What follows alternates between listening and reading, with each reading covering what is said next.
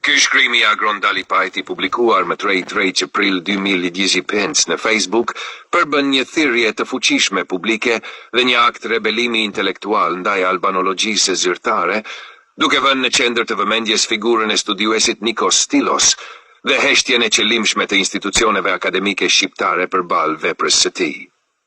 Analiza e këtij teksti mund të trajtohet në disa plane: struktura retorike dhe krahasimet historike. Dalipaj e nis tekstin me një analogji të fortë, përmend figura të mëdha të shkencës si Faraday, Mendel dhe Wallace, të cilët u injoruan në kohën e tyre nga akademit, por që më pas u kthyen në simbole të përparimit njerëzor.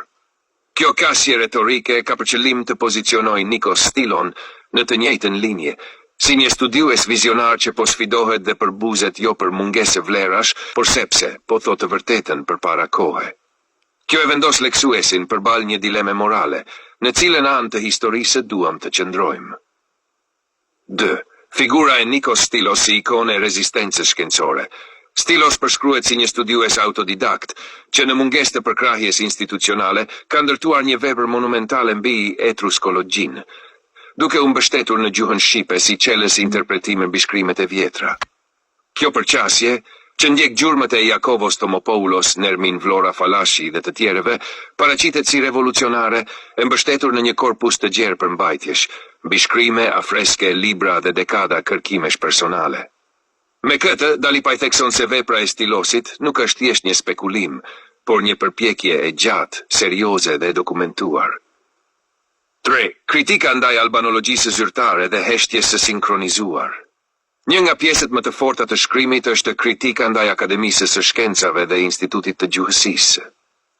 Dalipaj i akuzon për mungesë të guximit shkencor dhe etik, duke i paraqitur si institucione që nuk kanë arritur të sjellin dëshmi për ekzistencën e shkrimit të shqipes para Shekë Minthe, nuk bëjnë oponencë shkencore, as debatin më elementar ndaj tezave që sfidojnë paradigmen ekzistuese. Janë në sinkron ideologjik me qëndrimet antishqiptare të qarqeve të huaja. Kjo akuzë është e rëndë dhe synon të zbulojë një strukturë të kapur, e cila nuk vepron në interes të së vërtetës shkencore apo të kombit. Thirrja për vetëdije kombëtare dhe ribërje të identitetit.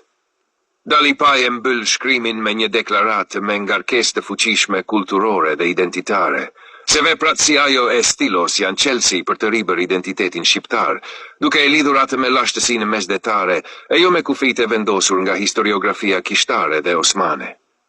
Sipas te mospranimi i kësaj të vërtete është një akt politik dhe ideologjik që pengon ndërgjegjësimin e popullit shqiptar mbi rënjet e tij të lashta.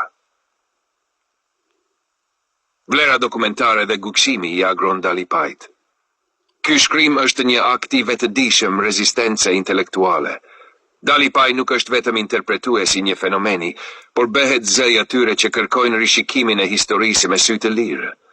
Në vend që të hesht, ai ngre zërin dhe i sfidon strukturat akademike, duke vendosur vetveten në anën e atyre që historia i mban mend për gukshimin. Përfundim. Ky shkrim meriton të leksohet si një manifest për një paradigmë të re në studimet historike dhe gjuhësore shqiptare.